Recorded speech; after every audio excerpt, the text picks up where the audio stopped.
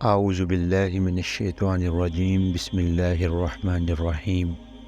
اور ذرا ان سے اس بستی کا حال بھی پوچھو جو سمندر کے کنارے واقع تھی۔ انہیں یاد دلاؤ وہ واقعہ کہ وہاں کے لوگ سبت ہفتے کے دن احکام الہی کی خلاف ورزی کرتے تھے، اور یہ کہ مچھلیاں سبت ہی کے دن ابھر کر سطح پر ان کے سامنے آتی تھیں، سبت کے سوا باقی دنوں میں نہیں آتی تھیں۔ سبت ہفتے کے دن کو کہتے ہیں۔ یہ دن بنی اسرائیل کے لیے مقدس قرار دیا گیا تھا، اور اللہ تعالیٰ نے اسے اپنے اور اولاد اسرائیل کے درمیان پشت در پشت تک دائمی عہد کا نشان قرار دیتے ہوئے تاکید کی تھی کہ اس روز کوئی دنیاوی کام نہ کیا جائے، گھروں میں آگ تک نہ جلائی جائے، جانوروں اور لونڈی غلاموں تک سے کوئی خدمت نہ لی جائے، اور یہ کہ جو شخص اس ضابطے کی خلاف ورزی کرے اسے قتل کر دیا جائے۔ لیکن بنی اسرائیل نے آگے چل کر اس قانون کی اعلانیہ خلاف ورزی شروع کر دی۔ یرمیاہ نبی کے زمانے میں خاص یروشلم کے پھاٹکوں سے لوگ سبت کے دن مال اسباب لے کر گزرتے تھے۔ اس پر نبی موصوف نے خدا کی طرف سے یہودیوں کو دھمکی دی کہ اگر تم لوگ شریعت کی اس کلم کلا خلاف ورزی سے باز نہ آئے تو یروشلم نذر آتش کر دیا جائے گا۔ اس کی شکایت حزقییل نبی بھی کرتے ہیں۔ ان کی کتاب میں سبت کی بے حرمتی کو یہودیوں کے قومی جرائم میں سے ایک بڑا جرم قرار دیا گیا ہے۔ ان حوالوں سے یہ گمان کیا جا سکتا ہے کہ قرآن مجید یہاں جس واقعے کا ذکر کر رہا ہے وہ بھی غالباً اسی دور کا واقعہ ہوگا۔ اس لیے ہوتا تھا کہ ہم ان کی نافرمانیوں کی وجہ سے ان کو آزمائش میں ڈال رہے تھے۔ اللہ تعالیٰ بندوں کی آزمائش کے لیے جو طریقے اختیار فرماتا ہے ان میں سے ایک طریقہ یہ بھی ہے کہ جب کسی شخص یا گروہ کے اندر فرما برداری سے انحراف اور نافرمانی کی جانب میلان بڑھنے لگتا ہے تو اس کے سامنے نافرمانی کے مواقع کا دروازہ کھول دیا جاتا ہے تاکہ اس کے وہ میلانات جو اندر چھپے ہوئے ہیں کھل کر پوری طرح نمایاں ہو جائیں، اور جن جرائم سے وہ اپنے دامن کو خود داغدار کرنا چاہتا ہے ان سے وہ صرف اس لیے باز نہ رہ جائے کہ ان کی ارتکاب کے مواقع اسے نہ مل رہے ہوں۔ اور انہیں یہ بھی یاد دلاؤ کہ جب ان میں سے ایک گروہ نے دوسرے گروہ سے کہا تھا کہ تم ایسے لوگوں کو کیوں نصیحت کرتے ہو جنہیں اللہ ہلاک کرنے والا یا سخت سزا دینے والا ہے، تو انہوں نے جواب دیا تھا کہ ہم یہ سب کچھ تمہارے رب کے حضور اپنی معذرت پیش کرنے کے لیے کرتے ہیں، اور اس امید پر کرتے ہیں کہ شاید یہ لوگ اس کی نافرمانی سے پرہیز کرنے لگیں۔ آخرکار جب وہ ان ہدایات کو بالکل ہی فراموش کر گئے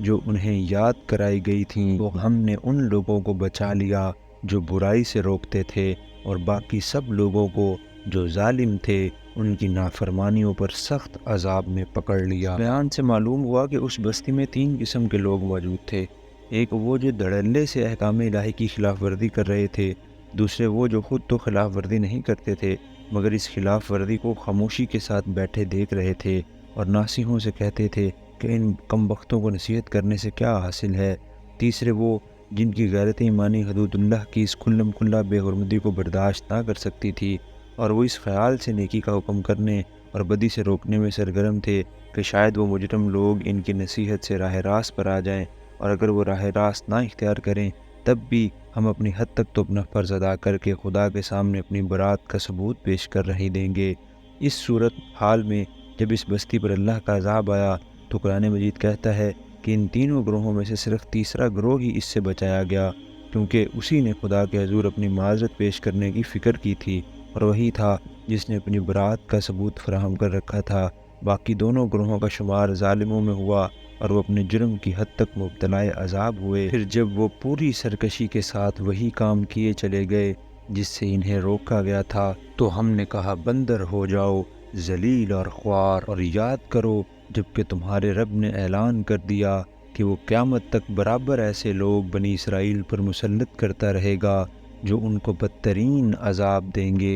یقیناً تمہارا رب سزا دینے میں تیز دست ہے، اور یقیناً وہ درگزر اور رحم سے بھی کام لینے والا ہے۔ یہ تنبیہ بنی اسرائیل کو تقریباً 8ویں صدی قبل مسیح سے مسلسل کی جا رہی تھی۔ چنانچہ یہودیوں کے مجموعہ کتب مقدسہ میں یسعیاہ اور یرمیاہ اور ان کے بعد آنے والے انبیاء کی تمام کتابیں اسی تنبیہ پر مشتمل ہیں۔ پھر یہی تنبیہ مسیح علیہ السلام نے انہیں کی، جیسا کہ اناجیل میں ان کی متعدد تقریروں سے ظاہر ہے۔ آخر میں قرآن نے اس کی توثیق کی۔ اب یہ بات قرآن اور اس سے پہلے صحیفوں کی صداقت پر ایک بین شہادت ہے کہ اس وقت سے لے کر آج تک تاریخ میں کوئی دور ایسا نہیں گزرا ہے جس میں یہودی قوم دنیا میں کہیں نہ کہیں روندی اور پامال نہ کی جاتی رہی ہو۔ ہم نے ان کو زمین میں ٹکڑے ٹکڑے کر کے بہت سی قوموں میں تقسیم کر دیا۔ کچھ لوگ ان میں نیک تھے اور کچھ اس سے مختلف، اور ہم ان کو اچھے اور برے حالات سے آزمائش میں مبتلا کرتے رہے کہ شاید یہ پلٹ آئیں۔ پھر اگلی نسلوں کے بعد ایسے ناخلف لوگ ان کے جانشین ہوئے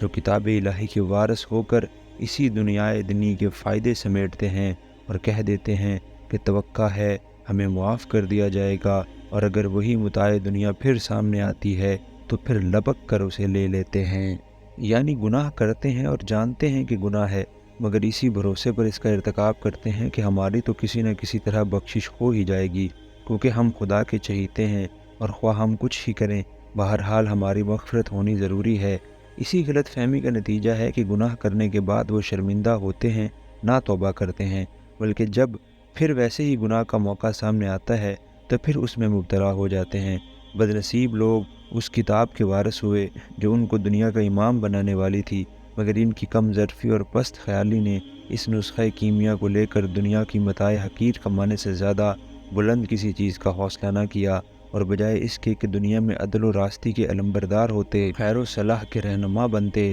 محض دنیا کے کتے بن کر رہ گئے۔ کیا ان سے کتاب کا عہد نہیں لیا جا چکا ہے کہ اللہ کے نام پر وہی بات کہیں جو حق ہو، اور یہ خود پڑھ چکے ہیں جو کتاب میں لکھا ہے؟ یعنی یہ خود جانتے ہیں کہ تورات میں کہیں بھی بنی اسرائیل کے لیے نجات کے غیر مشروط پروانے کا ذکر نہیں ہے۔ نہ خدا نے کبھی ان سے یہ کہا، اور نہ ان کے پیغمبروں نے کبھی ان کو یہ اطمینان دلایا کہ تم جو چاہو کرتے پھرو، بہرحال تمہاری مغفرت ضرور ہوگی۔ پھر آخر انہیں کیا حق ہے کہ خدا کی طرف وہ بات منسوب کریں جو خود خدا نے کبھی نہیں کہی، حالانکہ ان سے یہ عہد لیا گیا تھا کہ خدا کے نام سے کوئی بات خلاف حق نہ کہیں گے۔ آخرت کی قیام گاہ تو خدا ترس لوگوں کے لیے ہی بہتر ہے، کیا تم اتنی سی بات نہیں سمجھتے؟ اس آیت کے دو ترجمے ہو سکتے ہیں، ایک وہ جو ہم نے متن میں اختیار کیا ہے، دوسرا یہ کہ خدا ترس لوگوں کے لیے تو آخرت کی قیام گاہ ہی بہتر ہے۔ پہلے ترجمے کے لحاظ سے مطلب یہ ہوگا کہ مغفرت کسی کا ذاتی یا خاندانی اجارہ نہیں ہے۔ یہ کسی طرح ممکن نہیں ہے کہ تم کام تو وہ کرو جو سزا دینے کے لائق ہو، مگر تمہیں آخرت میں جگہ مل جائے اچھی، محض اس لیے کہ تم یہودی یا اسرائیلی ہو۔ اگر تم میں کچھ بھی عقل موجود ہو تو تم خود سمجھ سکتے ہو کہ آخرت میں اچھا مقام صرف انہی لوگوں کو مل سکتا ہے جو دنیا میں خدا ترسی کے ساتھ کام کریں۔ رہا دوسرا ترجمہ تو اس کے لحاظ سے مطلب یہ ہوگا کہ دنیا اور اس کے فائدوں کو آخرت پر ترجیح دینا تو صرف ان لوگوں کا کام ہے جو نہ خدا ترس ہوں۔ خدا ترس لوگ تو لازماً دنیا کی مصلحتوں پر آخرت کی مصلحت کو، اور دنیا کے عیش پر آخرت کی بھلائی کو ترجیح دیتے ہیں۔ جو لوگ کتاب کی پابندی کرتے ہیں اور جنہوں نے نماز قائم رکھی ہے، یقیناً ایسے نیک کردار لوگوں کا اجر ہم ضائع نہیں کریں گے۔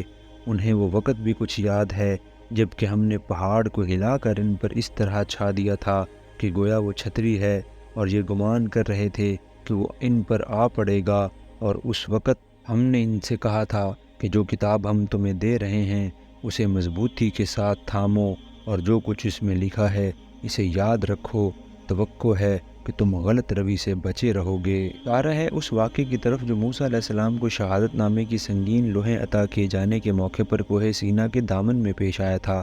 بائبل میں اس واقعے کو ان الفاظ میں بیان کیا گیا ہے، اور موسیٰ لوگوں کو خیمہ گاہ سے باہر لایا کہ خدا سے ملائے، اور وہ پہاڑ کے نیچے آ کھڑے ہوئے، اور کوہ سینا اوپر سے نیچے تک دھوئیں سے بھر گیا، کیونکہ خداوند شعلے میں ہو کر اس پر اترا، اور دھواں تنور کے دھوئیں کی طرح اوپر کو اٹھ رہا تھا، اور وہ سارا پہاڑ زور سے ہل رہا تھا۔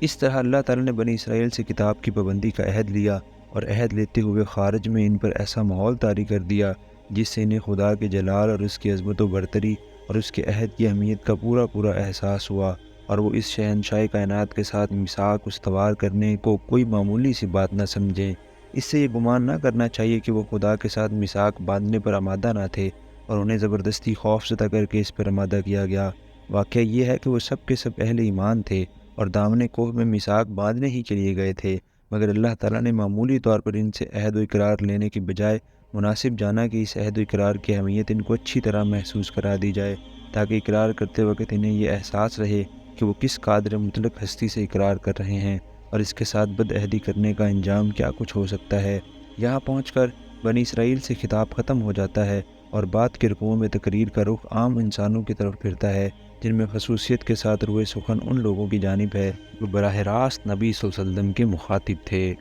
صدق اللہ العظیم۔